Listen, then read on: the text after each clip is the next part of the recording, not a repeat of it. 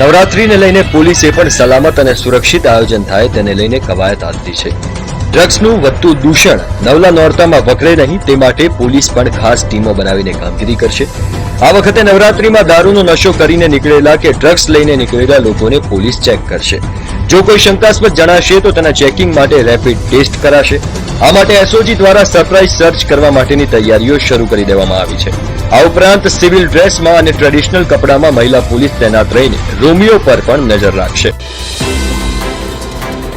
દિલ્હીના મુખ્યમંત્રી અરવિંદ કેજરીવાલના આમંત્રણ બાદ ગુજરાતનો સફાઈ કર્મી પરિવાર કેજરીવાલના ઘરે પહોંચ્યો, જ્યાં કેજરીવાલે પરિવારને બુકે અને સાલ ઓઢાડીને સ્વાગત કર્યું. એટલું જ નહીં, કેજરીવાલે ગળે લગાવતા હર્ષ સોલંકી ભાવુક થઈ ગયો હતો. આંખમાંથી આંસુ છલકાઈ ગયા. તો હર્ષે કેજરીવાલને બાબા સાહેબની તસવીર ભેટમાં આપી. નોંધનીય છે કે અમદાવાદના પ્રવાસ દરમિયાન એક કાર્યક્રમમાં કેજરીવાલે સોલંકી પરિવારને ઘરે જમવાનું આમંત્રણ આપ્યું હતું.